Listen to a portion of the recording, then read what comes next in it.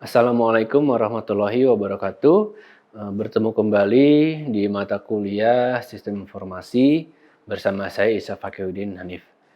Nah, di pertemuan kali ini kita masuk ke pertemuan 5 ya, dan di sini kita akan membahas mengenai fungsi dan komponen komputer ya. Kita sama-sama simak ya pemaparan berikut ini.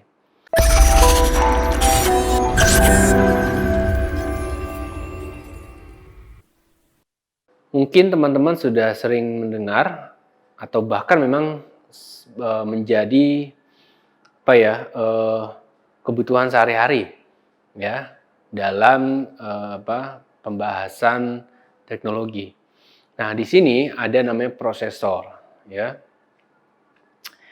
Teman-teman mungkin sering mendengar ya kata prosesor, mungkin ada yang masih bingung apa itu prosesor.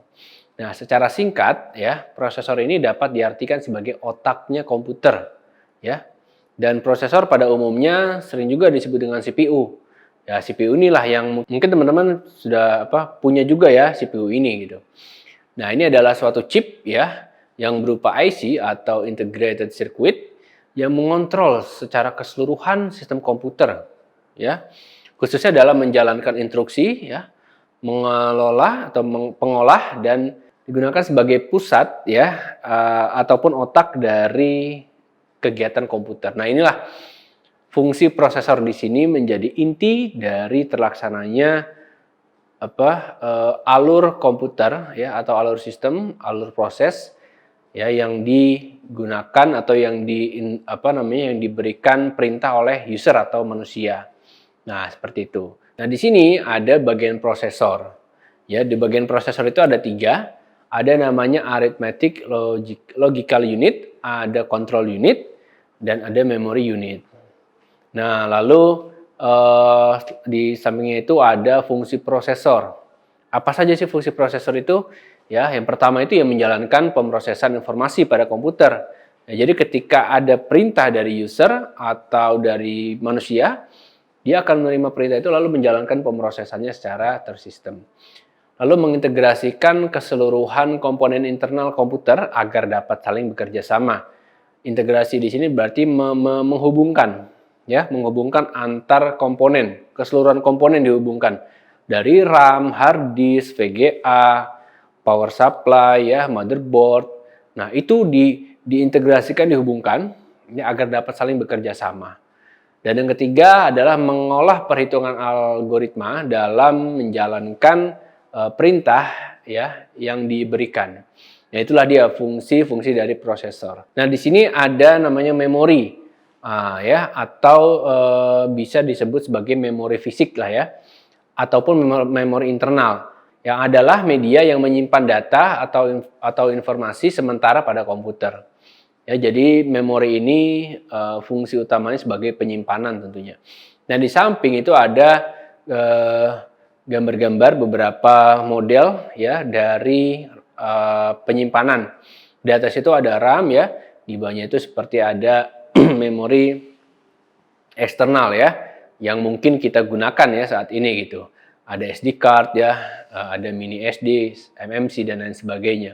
Nah, inilah memori yang sebagai fungsi utamanya adalah sebagai penyimpanan suatu data. Nah, di sini ada namanya alat input output.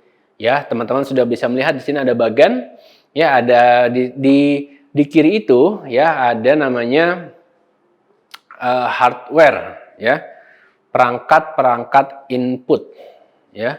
Perangkat-perangkat input ini seperti mikrofon ya, webcam, mouse, keyboard ya, ada scanner. Nah, ini perangkat input. Nah, di tengah-tengah itu ada namanya microprocessor. Inilah yang memproses tadi dari inputan tadi, diproses barulah mengeluarkan output. Output di sini ada printer, proyektor ya, ada speaker ya, ada plotter. Nah, misalkan teman-teman menginputkan atau ingin print ya suatu kalimat atau artikel. Nah, itu nanti bentuk keluarannya adalah melalui printer ya, diolah dulu datanya ya melalui aplikasi misalkan, dan diketik-ketik melalui keyboard. Lalu nanti keluarannya itu diproses dulu tapi tentunya ya, baru keluarannya itu melalui printer. Nah, itulah simpelnya itu seperti itu bahasanya ya. Jadi di sini ada alat input, ada prosesnya di dalam CPU itu, ada output sebagai keluaran. Nah, di sini ada sistem operasi. Ya, tentunya kita, teman-teman semua yang memiliki HP itu pasti menggunakan sistem operasi. Ya, perangkat lunak sistem ini adalah yang mengatur sumber daya dari perangkat keras dan perangkat lunak. Memang ini intinya dia yang mengatur. Ya, di sampingnya juga sudah terlihat ya icon-icon dari sistem operasi, ada Windows, ada Linux, ada macOS, ada BlackBerry, Android. Nah itu, nah, mungkin teman-teman menggunakan handphone nih, pakai Android ya, pasti sistem operasinya Android. Itulah yang mengintegrasikan ya, yang mengatur sumber daya ya dari perangkat keras maupun perangkat lunak. Nah, disinilah ada namanya jaringan ya. Teman-teman bisa melihat ya, di sini ada gambar peta, lalu di sampingnya itu ada berbagai macam ya komponen-komponen ya, mulai dari sosial media ya, sampai hal-hal yang berhubungan dengan kebutuhan sehari-hari.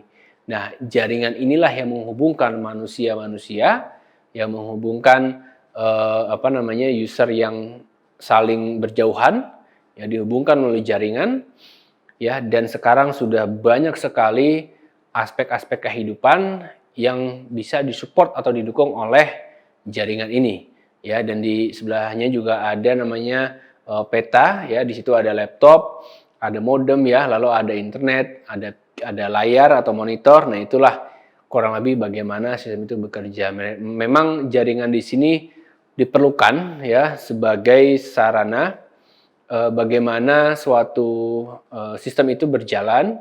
Nah, itulah teman-teman semua ya. Di pertemuan ini kita membahas mengenai aspek-aspek dalam komputer.